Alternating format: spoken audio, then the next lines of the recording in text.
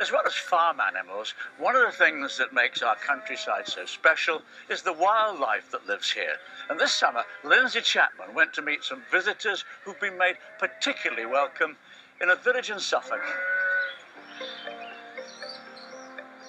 Our churches and churchyards can be a haven for wildlife, and here in Suffolk, this church is a seasonal home to one of our most endearing and endangered birds, the swift. Swifts are one of my favourite birds. They're just so aerobatic as they swoop through the skies to catch insects to feed. In fact, they're completely designed for life on the wing. They eat, breed, and even sleep whilst flying, and they only land in order to rear their young, which is exactly what they're doing up in this church tower. But these birds didn't always nest in this church. Swifts like to nest in the nooks and crannies of older buildings. So when a nearby cottage opposite Judith Wakelam's house was put up for demolition, her first thought was to save the swifts nesting there. Hi, Judith. Hello, how are you? I'm very well. So what are you up to here? I am feeding some of my little orphan swifts, or swiftlets. Sometimes Wow. they come in very, very hungry, very dehydrated. Tell me a little bit about this cottage then. I had watched the swifts nesting under this pantiled roof for years.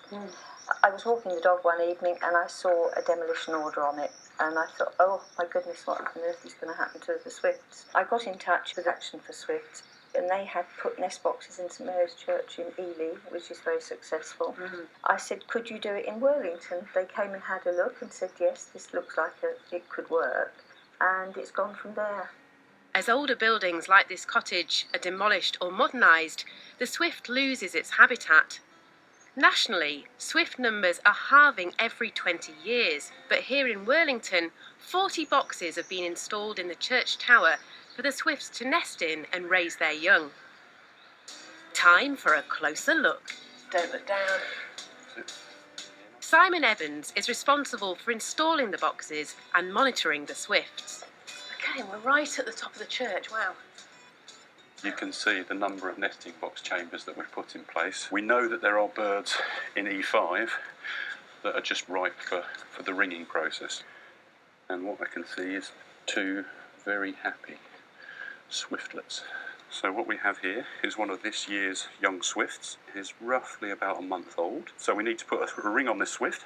How many pairs have you got here now? I believe we've got a total of 26 boxes occupied. And we believe this year that's a crop of 40 chicks. The church have been brilliant in giving us the permission to do it. The high vantage point allows us to see the swifts screaming around the churches and coming in. So what we really want is enthusiasm for lots of local people and ringers and the churches to get these in place, to safeguard these nesting places for our swifts. The church community is so proud of its lodgers. Each year there's a festival to celebrate the swifts. Congregation member Don McBain helped set it all up. How important for you is this work as a Christian? Well, it is fundamental, really. Christians should be fair. Mark tells us we should love our neighbours as ourselves. It doesn't stop with people, it stops with other of God's creatures, in this case, swifts. It's fantastic to see people congregating round swifts and the church, each benefiting from the other.